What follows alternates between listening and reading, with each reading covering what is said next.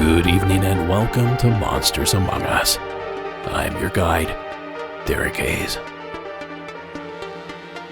It is a mighty pleasure to be with you here tonight, and I'm super excited that you've chosen to join us this evening, because tonight is a special night, a once-in-a-season sort of event, a long-running tradition that's been part of this program since I believe Season 2.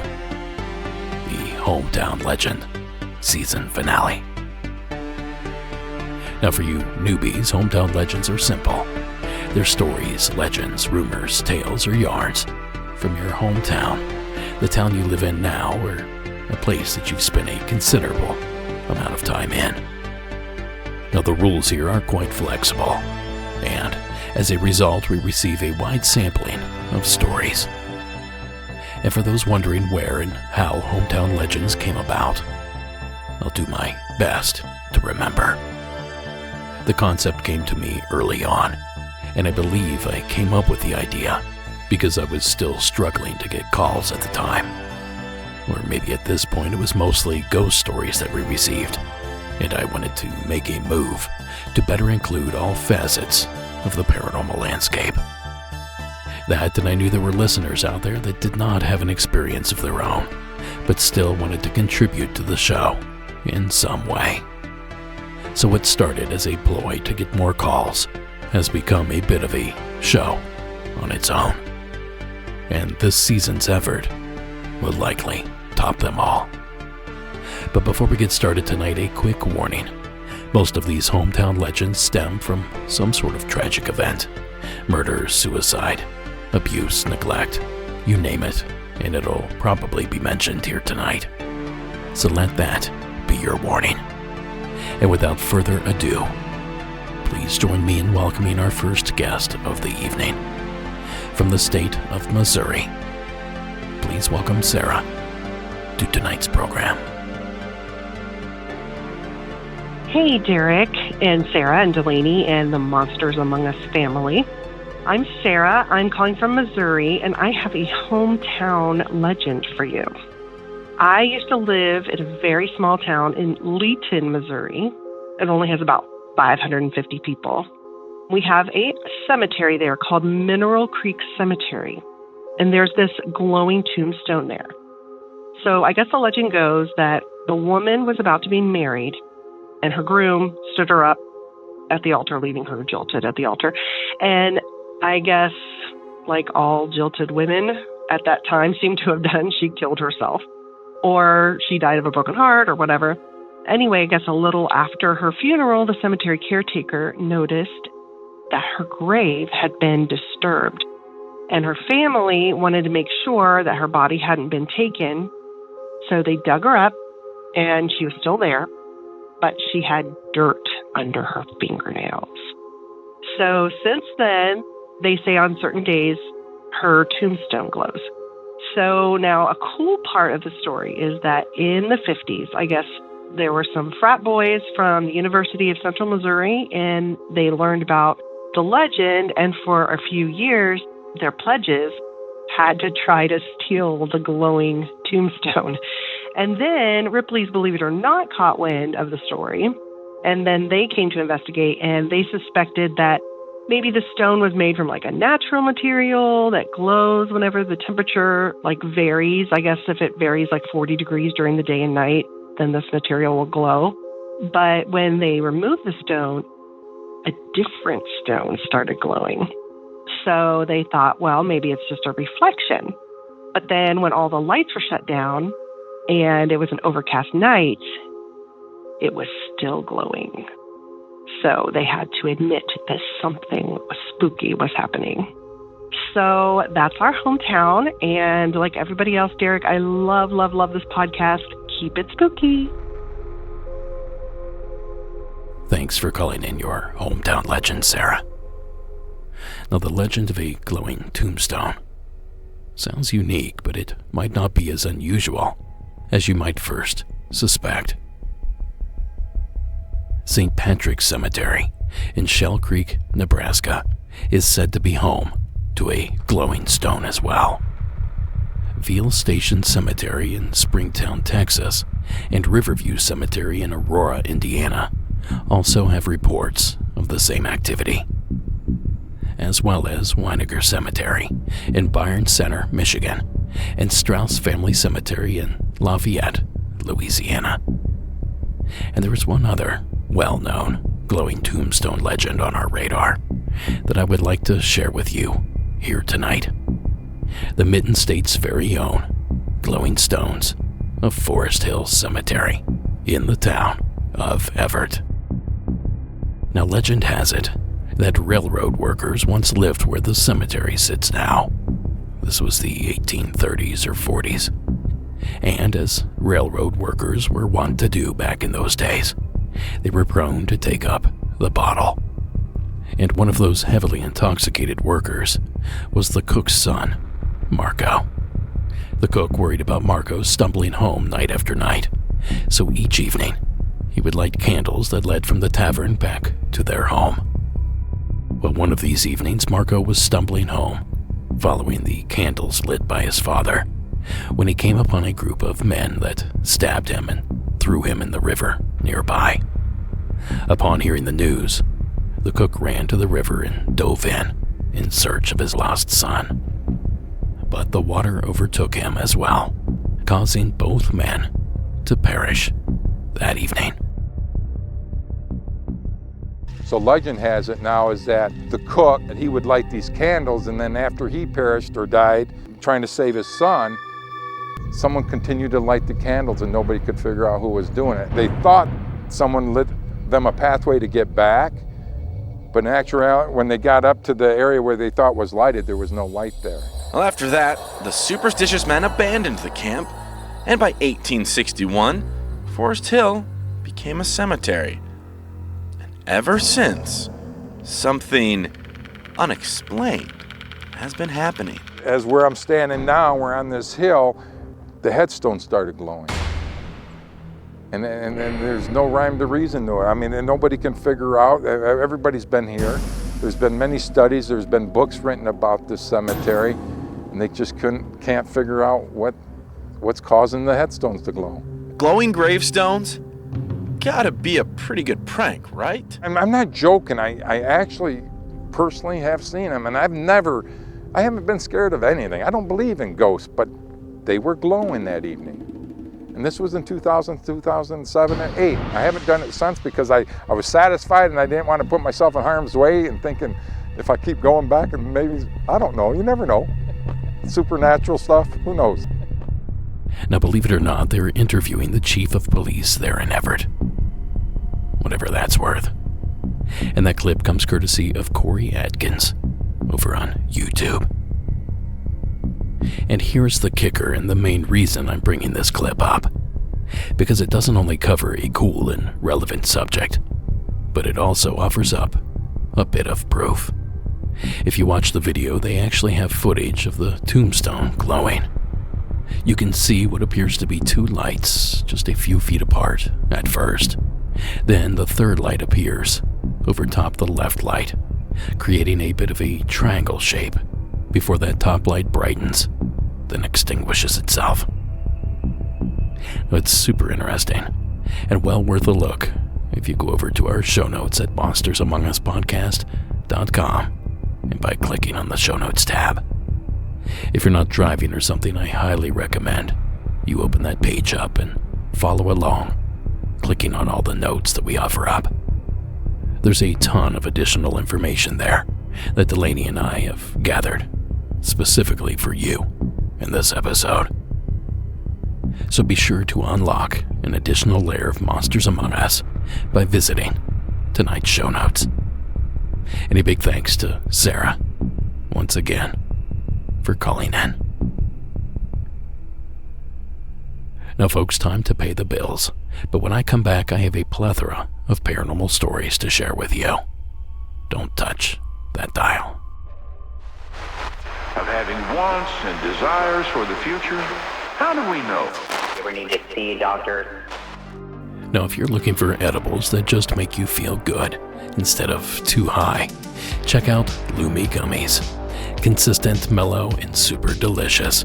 Lumi Gummies are specifically designed to make you feel good, not stoned. Whether you're looking for an end-of-day de-stressor, a midday mood boost, or help getting the best sleep ever, Lumi Gummies has a strain that's right for you. Now lately, I've been loving the Sour Caramel Apple Kush Hybrid Gummies. They're designed to help balance mood, enhance focus, and relax your body while making your mind clear. And I gotta say, they deliver. We started our annual Halloween Scary Movie Nights last week, and these caramel apple gummies are on theme for fall, and also help me chill out and enjoy the spooky vibes. Now, Lumi Gummies are available nationwide. Go to lumigummies.com, that's L-U-M-I, gummies.com, and use code MAU for 30% off your order.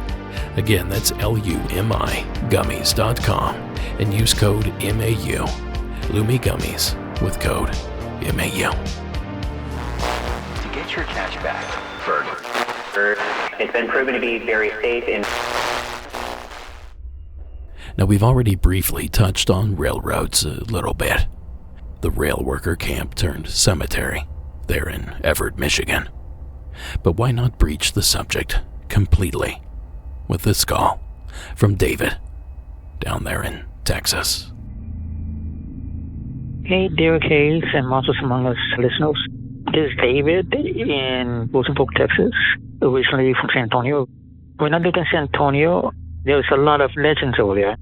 This is for Hometown Legends episode, okay? We have stories like the haunted railroad tracks in San Antonio.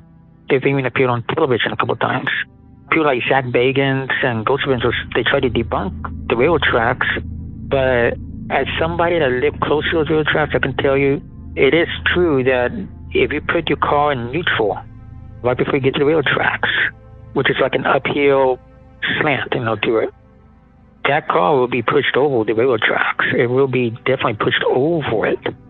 And you can go outside the car and look at the bumper, and if you put like flour on the bumper, you will see that there are handprints of children, all in a line of handprints. And that cannot be debunked. I mean, that said, Bacon tried to debunk it and all that. He said all kinds of things, but trust me, this happened multiple times that we went there, and it was the same result every time. And people say it was ghosts of children that died in a school bus accident, but actually there's no record of that happening there. So what happened there? That's the real mystery. Why are there spirits of children pushing vehicles over the railroad tracks? And people say it's an optical illusion, that it looks like the railroad tracks are like a little uphill.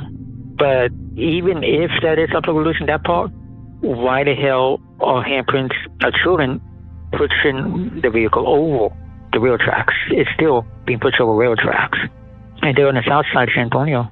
There's other legends on that area, like the Donkey Lady of Applewhite Road, seen close to Donkey Lady Bridge, which is a natural thing. They closed off the bridge because too many people are trying to look for that creature. There's Woman Hollering Creek, which is on the outskirts of San Antonio. Legend says the creek flooded the house that lived close to the creek, and a woman died before they can rescue her. To this day, every time the creek raises up, whenever it starts flooding, you can hear it screaming from the banks of the creek. No one's there. But yeah, there's all kinds of spooky legends in San Antonio now. But yeah, you do a great job. I love the podcast. Keep it spooky. Thank you, David. Ah, yes, those infamous tracks. Now, for those of you that were hoping to check this legend out yourself, I have a bit of bad news for you. Courtesy of KSAT, ABC News 12, out of San Antonio. It's a famous San Antonio urban legend, the ghost tracks at the Shane Road Railroad crossing. That stake right there is the center of the track. The crossing is shutting down temporarily on Monday. Union Pacific is adding a siding track that will go through here. A railroad spokesman said the project will change the elevation of the site and the phenomenon that's brought so many people there. The spokesman said the project wasn't proposed because of the phenomenon, but having it go away is a side benefit for the railroad. It's drawn people to do unsafe stuff at an active train crossing, he said, chasing a decades-old ghost story that won't even survive until Halloween. As part of the work, the railroad is going to be adding gates and lights to the crossing as well. Whether or not there were any ghosts to begin with, they don't want any more. Now, my sources tell me that the Union Pacific Railroad Company went through with those plans, regrading the area, adding gates, lights, and even an additional track, causing the phenomena to end permanently. Which is a bummer, for sure.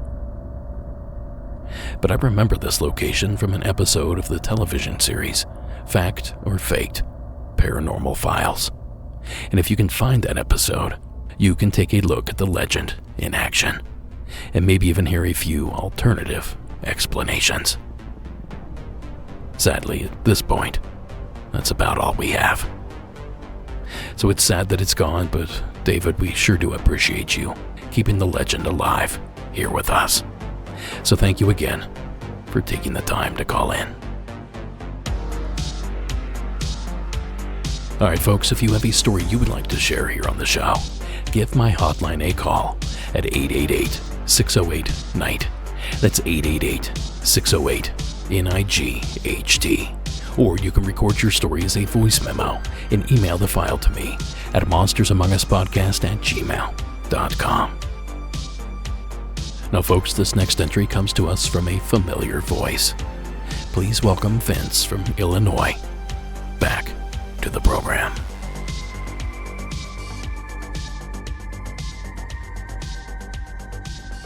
Hello, Derek. Vince from Chicago.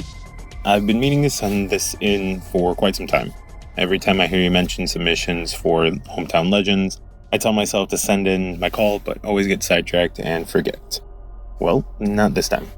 So my hometown legend is based out of Elgin, Illinois. Part of it is pure fiction, a way for 8th graders to freak out the new 7th graders, similar in a way that seniors in high school mess with freshmen.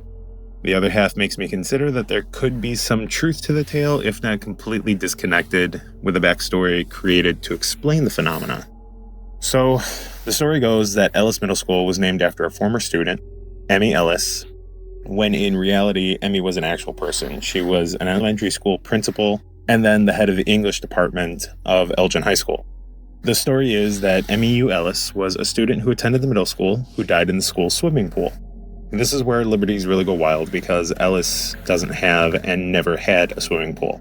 But it was said that the pool used to be under the gym where 2 science classes are located near the locker rooms, and in some versions, those locker rooms actually replaced the swimming pool itself. Well, Emmy would wander the halls, soaking wet in her regular clothes somehow, and she would make the lights flicker and her shoes would squeak on the tile floors in the hallway, but only around the gym and the nearby classrooms, including the auditorium, the band rehearsal room, and the choir rehearsal room. The only time that you could see her was later in the day, usually after school had already let out, so you had to be in the building during some sort of after-school activity, but you could hear her at any random time during the school day. So this is where I think that the backstory was created and embellished to explain some of the happenings that actually occurred and that I had experienced multiple times in my 2 years at Ellis along with fellow classmates. So I took orchestra as my elective, and we would have rehearsal in the auditorium during the first period of each day. Behind the auditorium was a hallway that led to the choir room, instrument storage room, a couple random offices, and the band rehearsal space. There was one entrance exit to the outside of the school back there as well. Now I paint this picture to explain why someone could or would be in that back hallway.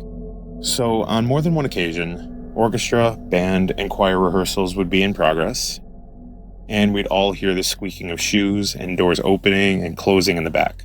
Now, aside from the door that leads outside, there are only 2 doors on either side of the auditorium that led into that hallway, which had large windows on the top half, meaning we could see if anyone was heading into that back hallway. This means that whoever was opening doors and walking around would have to already be back there, so in choir or in band. More than once, a director would come out to the auditorium to find out who's walking around and not in class.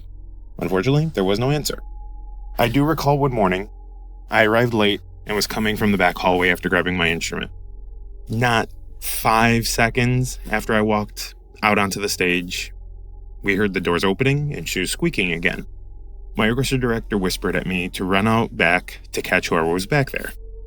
At almost the exact moment I swung the door open to the hallway, the band director and choir director did the same thing.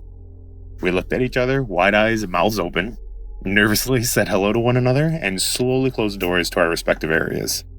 After this incident, we decided to try and ignore the noises, even though they never stopped.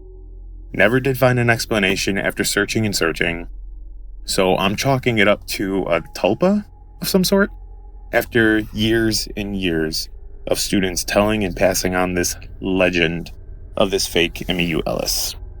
Have a good one. Keep up the great work. I look forward to every episode, every day. Thank you, Vince, for calling in. A haunted school. What a shocker. A dime a dozen those stories are. But that doesn't make them any less spooky. And apparently those stories don't even need to be true to reach that spooky benchmark, as Vince here can attest. But I'm very curious about that detail. There was no pool at this school, yet the existence of that facility is pivotal to the ghost's origin story. If that detail is as well known as it seems, why do people still believe in the legend? Why do they continue to play along? Well, maybe it's because it's a great story. Maybe it's because it's fun to imagine more to the world than what we can see. Or maybe an alternate timeline is to blame here. Regardless of the cause, though, it's great hearing from you, Vince, as always. And we thank you again for taking the time to share your hometown legend. They're down 3 guys, but it's a long season. This episode is sponsored by BetterHelp. October 10th is World Mental Health Day, and this year BetterHelp is shining the spotlight on therapists, people who truly make the world a better place. Therapy has been there for me when I really needed it, and I really believe the right therapist, who you can speak freely with, without judgment, can really change everything. BetterHelp therapists work according to a strict code of conduct and are fully licensed in the U.S. A short questionnaire helps you get matched with a therapist who meets your needs and preferences. And if for some reason you're not vibing with your therapist, you can switch therapists at any time. You can join a session with a therapist in just a couple of clicks. The convenience of it being online really helps fit therapy into your busy life. This World Mental Health Day, we're celebrating the therapists who've helped millions of people take a step forward. If you're ready to find a right therapist for you, BetterHelp can help you start that journey. Our listeners get 10% off their first month at betterhelp.com/MAU. Again, that's betterhelp.com/MAU. And 31968. Now, folks, this next submitter is a good friend of the show. I first met him at the premiere of our film, Shadows in the Desert. You can catch that movie for free on Tubi, by the way. And he's also responsible for the amazing Monsters Among Us Jr. theme song, which I've been told by many people is even better than our main theme, which I will admit is high praise. Anyway, please join me in welcoming our friend Ali to tonight's season finale. Hey, Derek, Sarah, Delaney, everyone at Monsters Among Us. This is Ali with another hometown legend from my hometown of Orange County, California.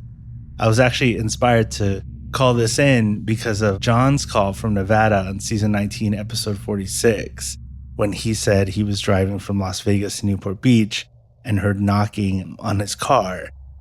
It struck me because that was a persistent hometown legend I heard growing up in Orange County, that if you drove out into those hills, kind of like east of Chapman, that there were little people out there and that they would knock on your car.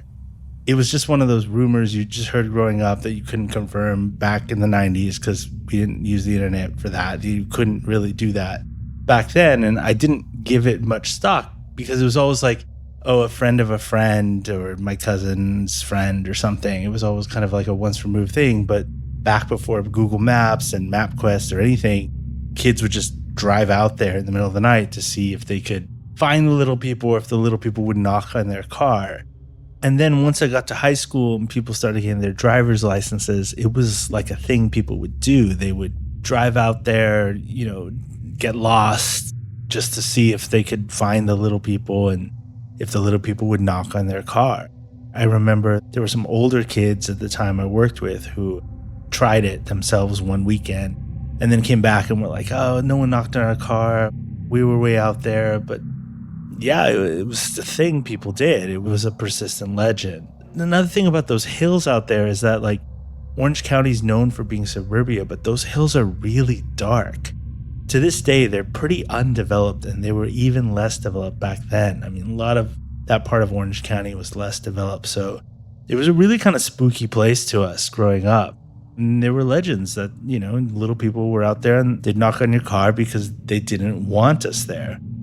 I know you mentioned, Derek, that a lot of these calls and stories come from Southern California and parts of Mexico, and it's really interesting because a really good friend of mine I grew up with saw what he called a gnome to this day when we were kids. And when he told his dad wasn't surprised and said there were little people where he came from in Mexico they called duende, essentially the same thing in his dad's opinion. And these are persistent legends in Southern California, at least, in Orange County. And whether it's a regional thing, that's a West Coast, Southern California, Mexico phenomenon, or whether the legend has kind of traversed the area or both, I don't know.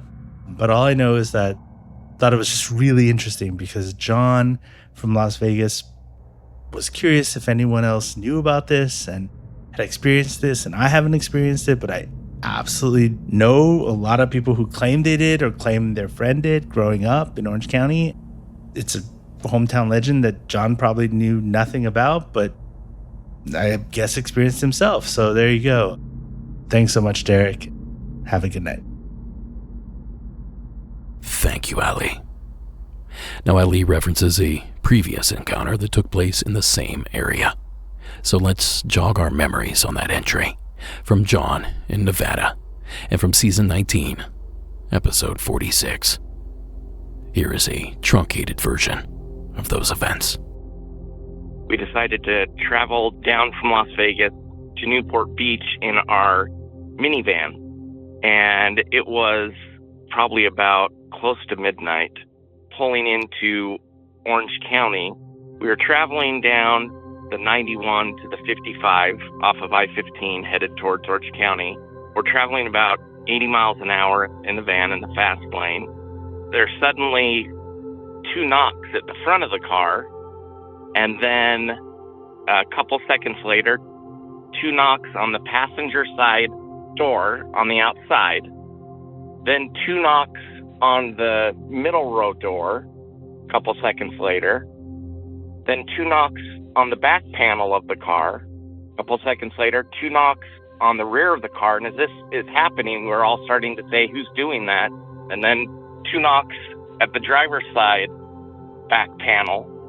A couple seconds later, two knocks on the middle row door, and then two knocks on my door. It was just extremely odd that it circled the entire car and we were looking for anything that could have been hitting the doors at all, anything stuck to the car, and there was absolutely nothing. Thank you again, John.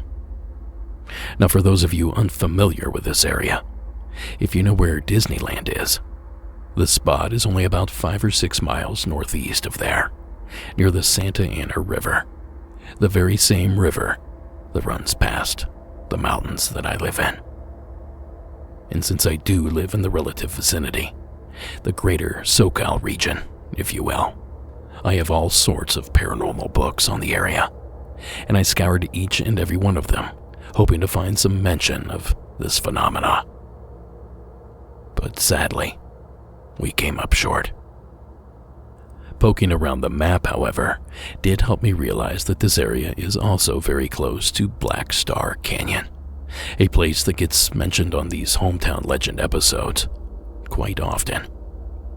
And I can't say that there's a tie-in there, but given its reputation and history, I figured I'd better at least mention it. But beyond that, I don't have much more to offer to this story, at least not at this time. But my door is always open, so if you have any info, by all means send it our way. And thank you again, Ali. Great hearing from you, per usual. And folks, this seems like a good reminder to check out our sister show, Monsters Among Us Jr., all for the youngsters. They too can call in their stories at 833-MAU-KIDS or email them in at monstersamongusjr@gmail.com. Or you can just tune in and hear creepy tales from the tiniest of storytellers. Now, episodes drop every other Wednesday, and with nearly 25 episodes in the back catalog, it's a perfect road trip listen for the entire family. So go check out Monsters Among Us Jr. wherever fine podcasts are sold. Now, what might not be family friendly is this next entry, a gruesome tale from Greg in the volunteer state of Tennessee. Hey there, first-time caller. This is Greg in East Tennessee. When we were young, growing up, this would be 1970s. We'd go to my grandparents' house in Johnson City. My father, being the oldest, still had a few brothers and sisters living at home. And Aunt Bobby, her favorite thing was to tell us the local ghost stories and then drive us around at night and scare the crap out of us. So the best and the last thing that we would visit every time we did this was Alice, the hanging woman at ETSU, East Tennessee State University. They only lived a block or two from the college, and we would drive down there. There was a white Victorian house that was still part of the campus, and the legend was that a girl had hung herself in her dorm room, and then an art student friend had made an effigy, a stained glass window of a hanging girl, and you would go by, and at night there would be nothing lit on the house except a backlight on a stained glass window of a woman hanging. And it would scare the crap out of us. It was really good. It was the finale to the night. Fast forward 10 or 15 years, and I ended up at East Tennessee State University and had a friend who was taking the college radio courses and had a radio show. And the radio station was housed in the same building that Alice the Hanging Ghost was in. So I actually got to go into the building. And my friend that had the radio show would not go in without something to drink and a friend, somebody to sit with him. He said that the noises, the steps above and below and around, and the whispering and the voices were too much. And so he always would ask for a friend to have a drink with him and then go and sit for an hour while he did his radio show and come out. So I actually got to spend a night or two in the house. It's all online. It's easy to check out. Alice the Hanging Ghost at ETSU. The picture that you see of the stained glass window, I think there are trees beside the girl, but As a kid, and after hearing the story from my aunt, we were looking for ropes, so we saw ropes. It was scary as crap. All right, that's it. Johnson City, Tennessee. Thank you all very much. Bye-bye. Thanks for calling in, Greg. Now, I took a look at this stained glass window, and apparently its history is ingrained with that of ETSUs. And it all begins with a railroad tycoon named George L. Carter. ETSU is no stranger to ghost stories. One of those at ETSU is the supposedly haunted stained glass window from the Carter Mansion. That stained glass window has lived a few places on campus. George L. Carter passed away in 1936, and the university acquired his mansion in 1944 and began using it as a women's dormitory.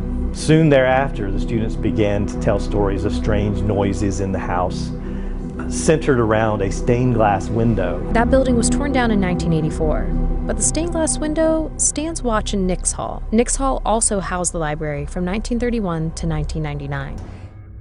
Now, that clip courtesy of WJHL News 11 out of Johnson City.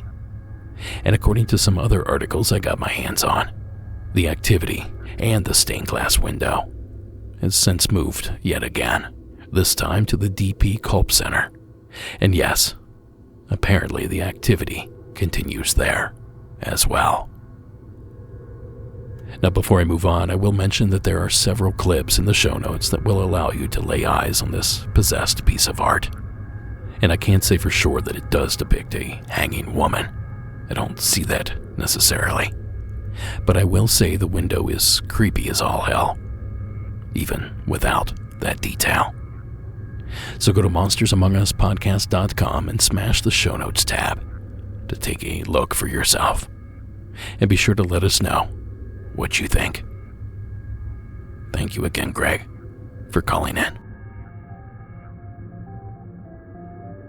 Alright, do you remember when I told you that these hometown legends have a tendency to be dark in nature?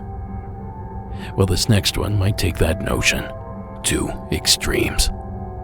Please welcome Anonymous out of the state of Tennessee.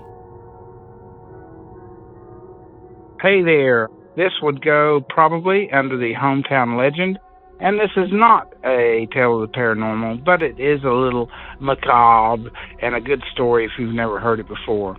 So this is in the early 1900s, I think 1916 is what the internet says, and the circuses traveled around the country by train, and generally they would offload, and it would be a big event.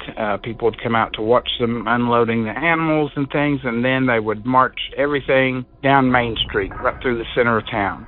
So this was in Kingsport, Tennessee, 1916. I've heard varying stories on what happened, but an elephant, Mary the elephant, got mad at somebody and stomped them to death. I've heard the story that it was a random person, a lady that she grabbed out of the audience on the side of the road, and I've heard the story that it was her trainer that was doing something that was making her angry, and she killed him. But regardless, somebody died that day, and the big to-do was what to do with the elephant. They decided to shoot it. Several people tried to shoot it and kill it, but nobody had a gun that was big enough to penetrate her skin. So what was arrived upon was a hanging. In Irwin, Tennessee, which was about, I think, 20 or 30 minutes away from Kingsport, there was a crane that was used to pick up box cars and other rail type things. Big crane, big ass heavy crane.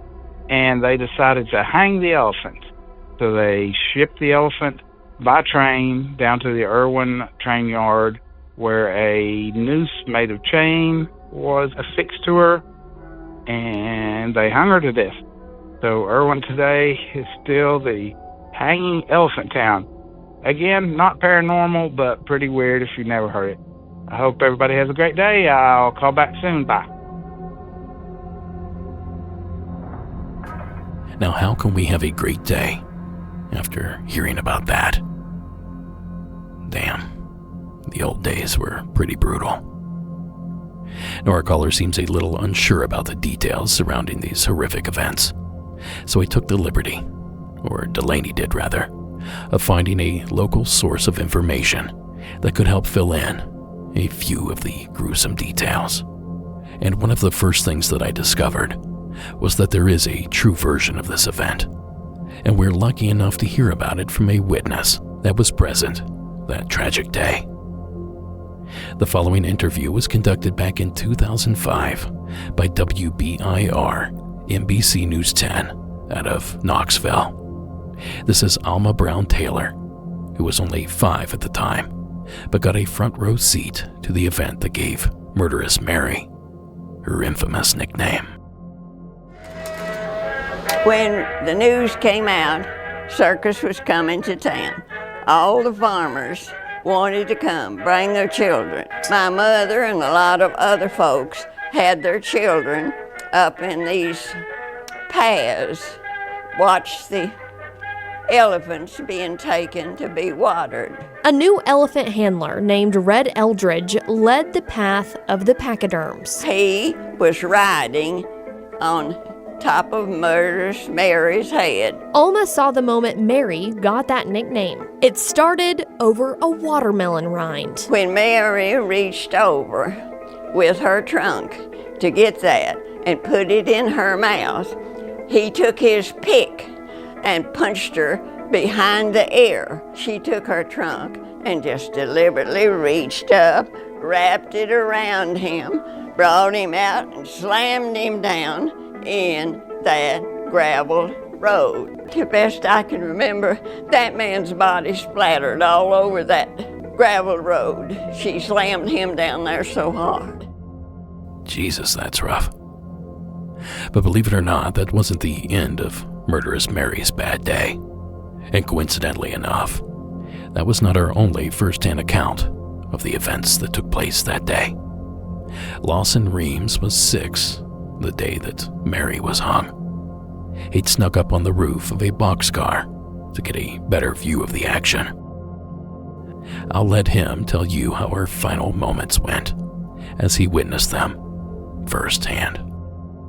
The chain broke the first time on the pull, but the people really scattered out of the way in a hurry when they saw that elephant fall and hit the ground, and the second chain broke her neck, and that killed her.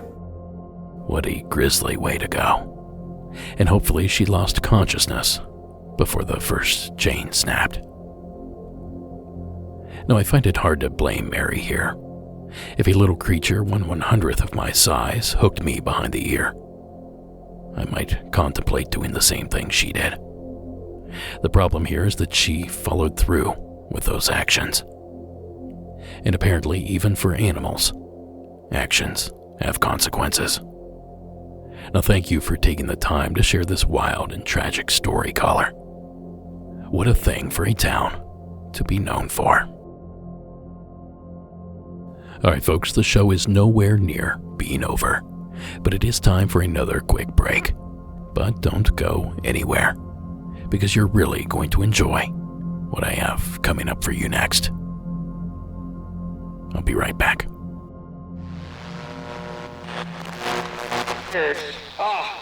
Benefits and the importance of...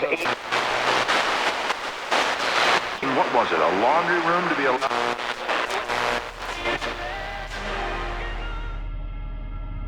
All right, folks. Our next hometown legend takes us back to Illinois.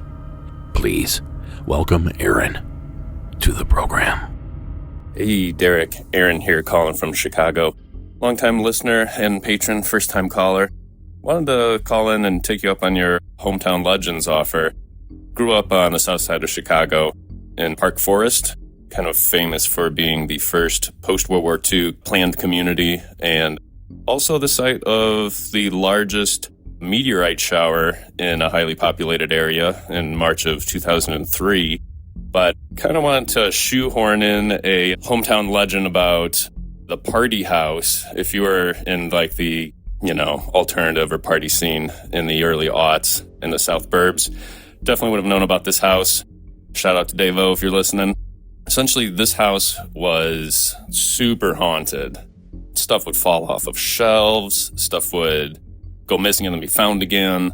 You know, you'd hear weird stuff. We're playing like a little punk rock band, and every once in a while we'd try and play in the basement. And, you know, one, it's just super creepy down there. Even if it's brightly lit, super creepy. You know, our instruments wouldn't work right. The vibes were definitely off too, so it never got the mojo going really.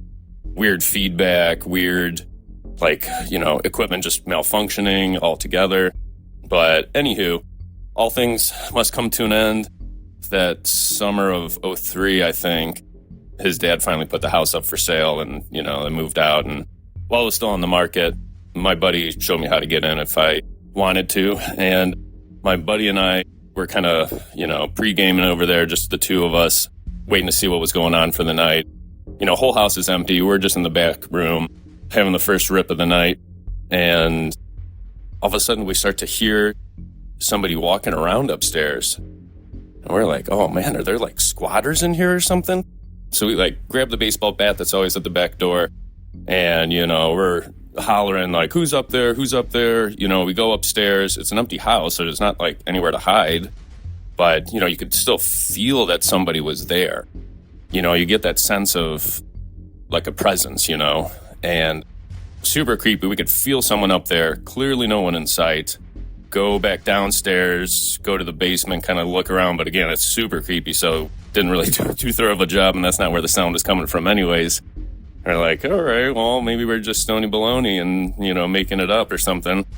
So I went back to the back room and, you know, take another ripper and hear somebody walking around all over again up there.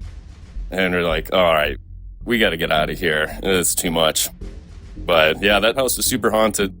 Also, weirdly enough, this guy was my neighbor as a kid on the other side of town, my backyard neighbor. And in high school, he was my backyard neighbor all over again on the other side of town. So a lot of weird quirks. Anywho, that's what I got for this story, for a hometown legend. Really appreciate everything you and your team do, Derek. Keep up the good work and keep it spooky, y'all. Thank you, Aaron. The infamous haunted party house. I lived in a couple of quote-unquote party houses in college. Now, there were no ghosts that I can recall, but there sure were a lot of parties.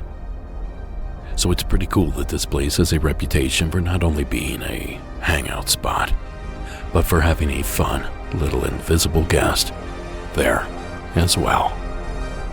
Thank you again, Aaron, for sharing your hometown legend.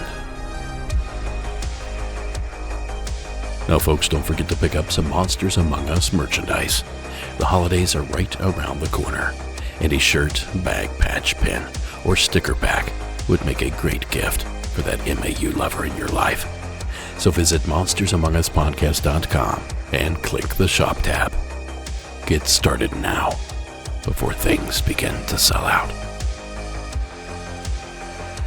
Now, our editor, Connor, tells me that this next entry is exceptionally eerie. Let's see if he was right. Archer, out of New Jersey. Welcome to the show. Hey, Monsters Among Us crew.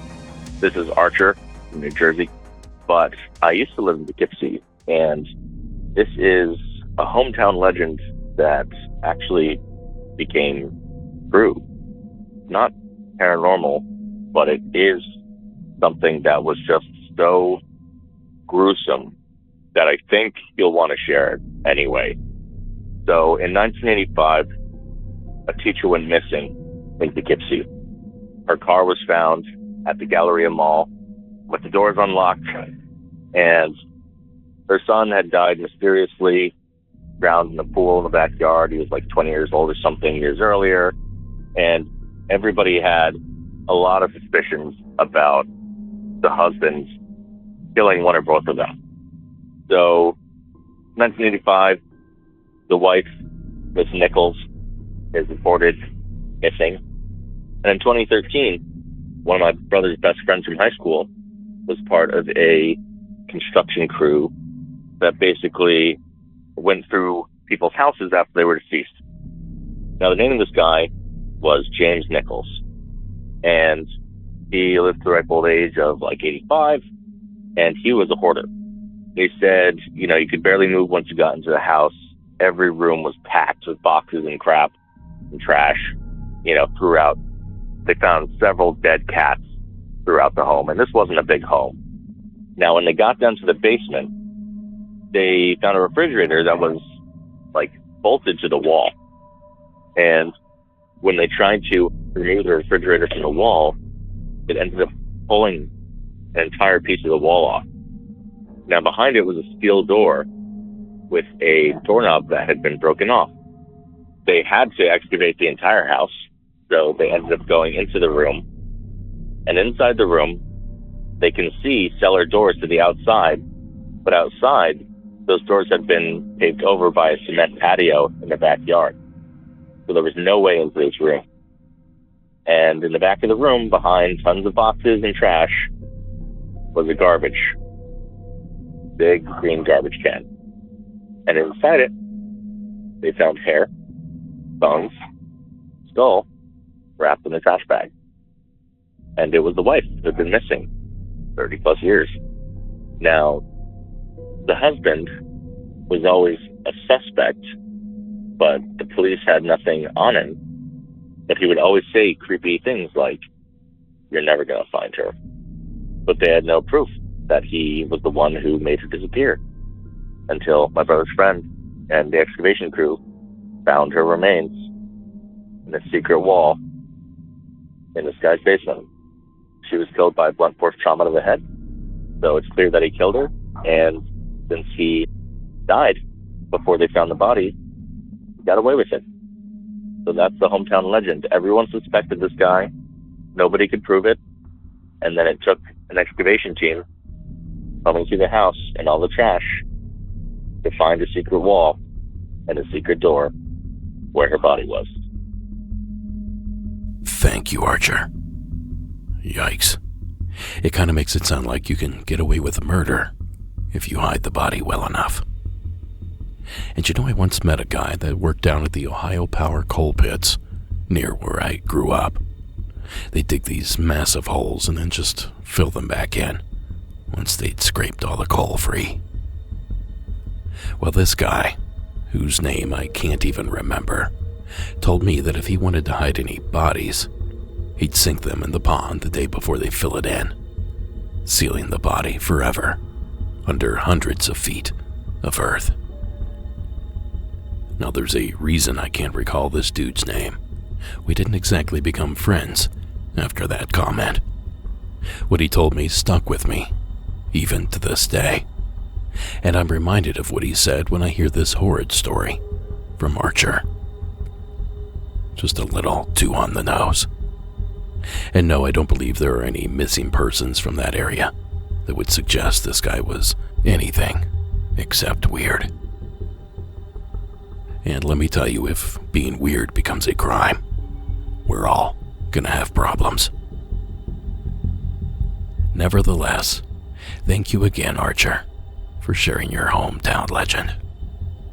And I'll be right back with more legends right after this.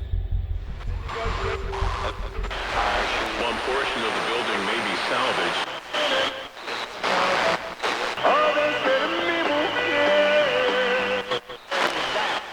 Back to you guys. Now, speaking of murders, this next one too covers that solemn subject. Brace yourselves for Natalie's entry out of the state of Pennsylvania. Hi, I'm Natalie. I'm from Northeast Pennsylvania, and this story takes place in the little town of Tunkhannock, Pennsylvania. When I was a kid, this was a story that our mother always told us, and as we got older, she started telling us the true story behind it. So it was always something that has stuck with me. So the ghost story is the end of Margaret Hollow on top of a small bridge, which is in Tunkhannock, Pennsylvania. There was a woman who was pregnant, and her boss had gotten her pregnant, and no one could know because he was a big, powerful man, and when he found out, he had someone follow her, and they grabbed her, and cut her up and put her in a sack and threw her under the bridge so that no one would find her. But then some boys came and they did. It says that if you park on the bridge and you wait in the night, she'll come and she'll ask you where he is. And I know it seems silly, but my mom would do this, and she'd have one of us get out of the minivan we were in. And when she got to the end of the story, one of my siblings would bang on the window, and me and my sisters would scream. It was always funny. But turns out that the story of Margaret Hollow is actually kind of true. So Margaret was a real woman, and she was murdered. She was cut up and put in a sack and thrown into that bridge. Now, Margaret Hollow is at the end of the road from my grandparents' property.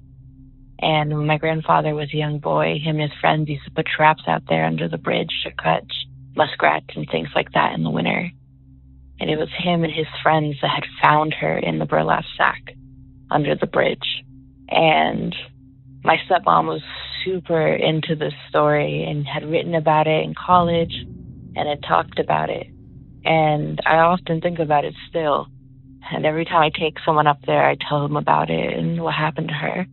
But yeah, you can look it up and find stuff about her. It was an unsolved crime. The part about her boss, I think it's an assumption made by my mom. It was something that was never proven at the time. And it's still something that no one really has answers to. But yeah, thank you. Thank you, Natalie. Now, as gnarly as all that sounds, I'm afraid the real story might be more gruesome.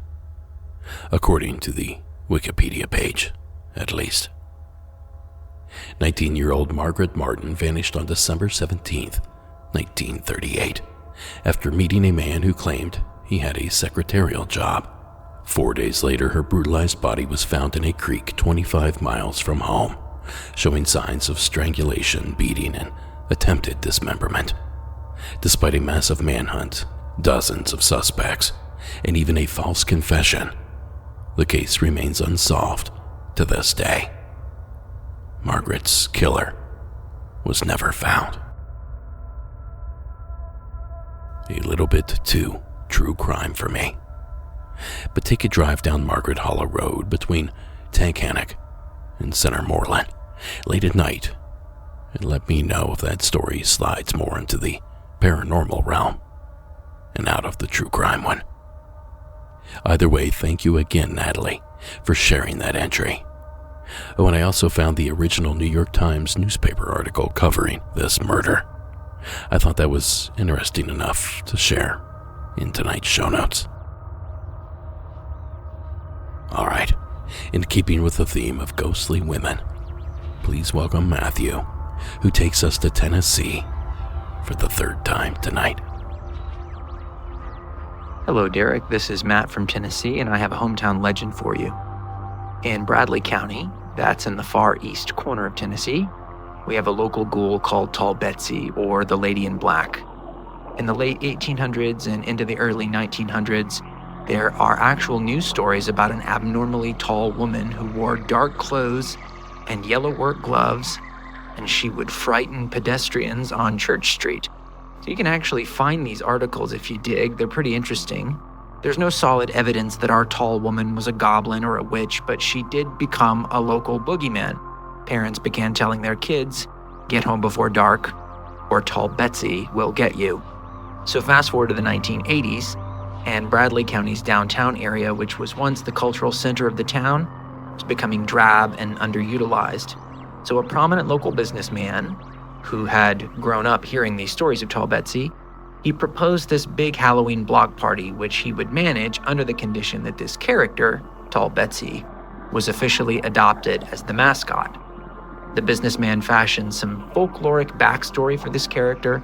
One detail is that she snatches kids up on Halloween, of course, and drags them into the old mausoleum on Fort Hill Cemetery. So now, every Halloween, Tall Betsy appears on Centenary Avenue, a historic neighborhood, and it's such a popular event that some 10,000 trick-or-treaters show up. This local legend has become a staple of our Halloween ritual, and it all started with a true, or somewhat true, story. To wrap this up, I think the archetype of a tall, scary lady who snatches up kids is an interesting one, and you probably know plenty of them. I know of one in Abbeville, Alabama. There's this tall lady named Huggin' Molly who emerges from the shadows to grab you up into a grim embrace. She has a restaurant named after her. It also reminds me of a disturbing creepypasta from Japan, Hachishaku-sama, which means 8 foot tall, and she comes after kids too. Anyway, I hope you can use this. I enjoy your show. It always makes me feel cozy, even when it creeps me out. Thank you. Thanks, Matthew. Tall Betsy. Now that is a name. Kudos to whoever came up with it.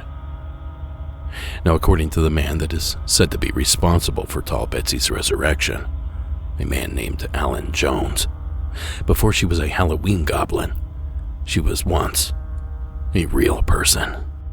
The best I can tell, it was right around the turn of the century. She was a lady that was very tall. She would go out and walk the streets of Cleveland late at night. Now, that clip courtesy of a short documentary on the subject that I found over on Facebook, simply titled Tall Betsy. A link to the full production can be found, of course, in tonight's show notes. But if there's anything that you want to know about Tall Betsy, learning about her is quite easy, because she's one of the few hometown legends that comes with her own poem that covers everything that you need to know. She comes out only on Halloween. On Centenary Avenue, she can be seen. Tall Betsy is the lady in black. For scary night owls, she has a knack. Now, if you're good and go home early, you won't get by this gruesome girlie. But if you linger till after 10, we want you to know you are a has-been. 'Cause Betsy will tuck you under her arm, and you can bet that is a cause for alarm.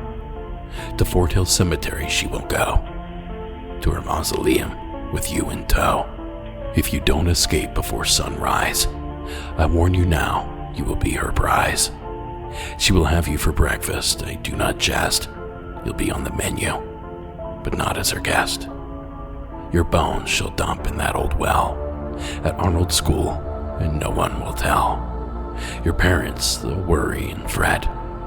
They'll search all over for you, I'll bet. So go home early on Halloween night, and November 1st, you'll be all right. Trick-or-treating is so much fun, but if you see Tall Betsy, you'd better run. Now, it seems like Mr. Jones has turned a legend into a legendary experience.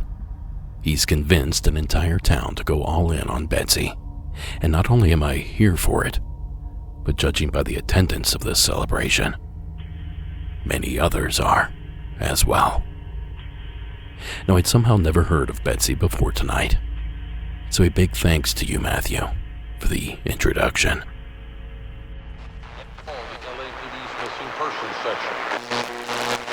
Downtown LA. Coming out on top 21 to 7.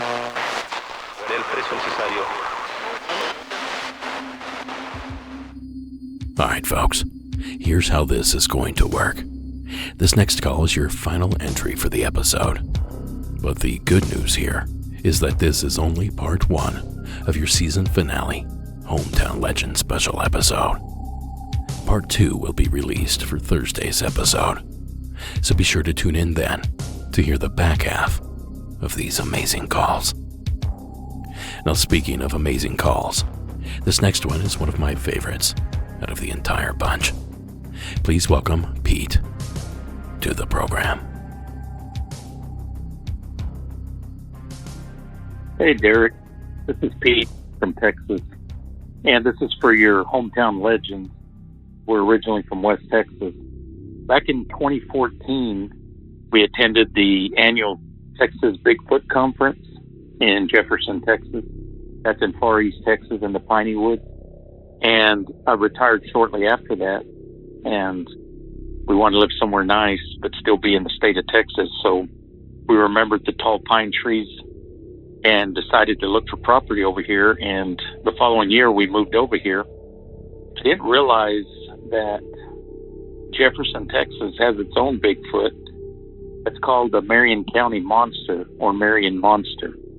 At the time, there was an article about a young boy coming home from school. I believe he was walking home. I can't remember if it was in the late 60s or in the 80s. But anyway, apparently there was a Bigfoot that trailed him in the woods and scared that little kid, and it even made the newspaper in Marshall, Texas, the Marshall Messenger. Anyway, you had mentioned Jefferson not too long ago. Jefferson still holds the annual Texas Bigfoot Conference in mid-October every year, and it's also been declared the Bigfoot capital of Texas by no less an authority than the local mayor. We're smack dab between the Lake of the Pines and Caddo Lake. Caddo Lake has its own Bigfoot. It's called the Caddo Critter. We're also not that far from the Fouke, Arkansas, where the Fouke Monster made the Legend of Boggy Creek movie famous with the Fouke Monster. We're not far away from Fouke. So this whole area is squatchy. Anyway, our own personal experience, when we first moved here, there's a place called Graffiti Bridge, and it's northwest of town. And it's called that because the kids go hang out there, and the whole thing's covered in graffiti, and that's where they go party. Well, a local resident was driving home one night and thought he saw a bear back around February of 2016. And so as he got closer, the bear jumped up and took off running on two legs. So apparently it wasn't a bear. And I don't think that incident made it into the newspaper, but just the word of mouth with the locals here. But my wife and I had an experience at Caddo Lake in April of 2024. And we like to camp during the fall, winter, and spring because it's not as hot. And so there had been a lot of rain and Caddo Lake floods a lot. So the camping spots up close to the water were all flooded out. So we had to camp further away from the water. So it was only my wife and I and another elderly couple that was 2 spaces over. And they had a little lap dog. And we were staying in a pop-up trailer. They went to bed around 11 p.m. So after they went to bed, we went to bed around 12:20. And right after we went to bed, we're laying there. And when you're in a pop-up, you can hear everything. Because it's kind of a glorified elevated tent is all it is, really. And so we're laying there, and we heard the loudest, deepest whoop that came from the area where it was flooded, where normally we would have camped. There wasn't any campers over there. And after the first whoop, we were like, did you hear that? And it's like, yeah. While we were fumbling around, it does it a second time. And so I told my wife to grab her phone to record it. So as she's getting her phone and trying to hit record, it did a third whoop. And this was loud and deep. And I mean, it was pretty scary. I wouldn't think, before I would hear people tell their whoop stories, it didn't even sound scary. But when you're there, the volume of the lungs and the capacity, by the time she started recording, it didn't do it again. We laid there quietly listening, and nothing else happened the rest of the night. I think they were just warning each other, letting each other know that, hey, we'd gone to bed. The coast was clear. At least that's the impression I got, because, I don't know, just the way it all went down, it's as if they were watching us the whole time, and as soon as we went to bed, they were signaling that we had gone in for the night. It was pretty scary at the time. And, of course, we're in Texas. We don't go anywhere unarmed. But even though being armed, it was still a pretty scary deal. And I had heard a couple of other Bigfoot stories that happened there at the Caddo State Park. Someone called in and said him and his wife stayed in the cabins that are there and were having their honeymoon when something large walked up outside their window, and they heard the bipedal footsteps and then heavy breathing, and they had the blinds and curtain closed. And then it's as if it could see through the wall or could sense they were there. And then it just walked off and kept going in the direction it came from. That encounter I heard on another show. And then I heard another guy that came back with his brother for a high school reunion, and they happened to stay at Caddo Lake. And while they didn't encounter the Caddo Critter, they did see orbs or balls of light up in the woods during the night. But anyway, that's my hometown legend here at my new adopted hometown of Jefferson, Texas. The Marion Monster, the Caddo Critter, and all of those Bigfoot type things are over here. whatever it is they are. Anyway, thanks, Derek. Thanks for calling in, Pete. Texas Bigfoot has been brought up a lot lately. Or maybe it's just out there and I'm just now starting to take notice. But Pete is right. That area is big on Bigfoot. The county of Marion has 3 reported sightings, according to the BFRO. Neighboring Morris County also has 3 reports, but adjacent Harrison and Cass counties have 8 and 10 reported sightings, respectively. That's a decent amount, I'd say. Enough to make me wonder what exactly is going on down there. Now, I've linked to an article that Delaney dug up that we think might be the very same one that Pete referenced here in his call. But I think I can do you one better. Coincidentally, YouTube randomly showed me the following clip just this morning. It's a full episode of the Travel Channel show Weird Travels from 2006. And halfway through the production, the crew ventures to Jefferson, Texas, the very town in which Pete is calling from. And there they talked with a newspaper reporter that broke the story that Pete had mentioned. His name was Dwayne Dennis. And here's how those events went down, in his own words, courtesy of Weird Travels. He heard a noise.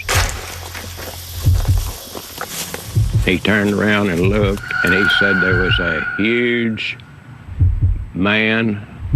He had hair all over him, and he was very tall and big.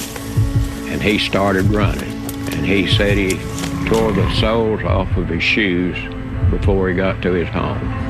While doing his journalistic legwork, Dwayne Dennis happened upon a rather surprising footprint. It would have taken an artist to make that footprint. It was yay long, 5 toes, and I just don't think that a person could make something that quick and be that realistic. That puts me in the thing that I think is true. Now, from that point on, that part of Texas has been gripped with Bigfoot fever. And rightly so, based on the amount of activity we were able to dig up here. Now, before we duck out of here for the evening, I wanted to first offer up a quick little experience to you.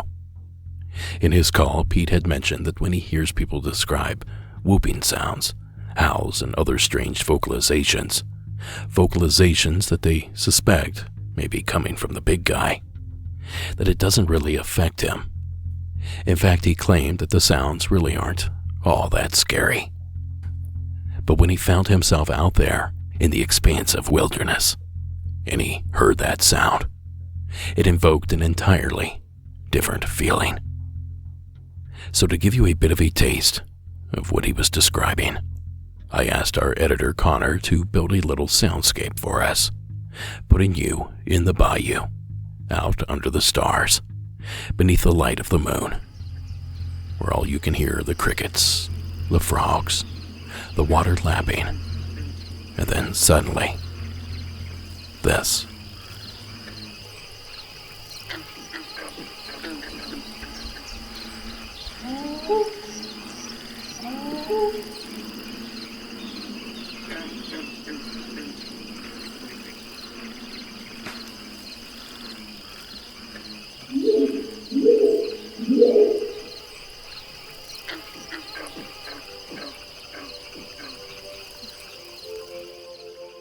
When you're actually out there in the darkened woods, stuff like this takes on a whole different meaning.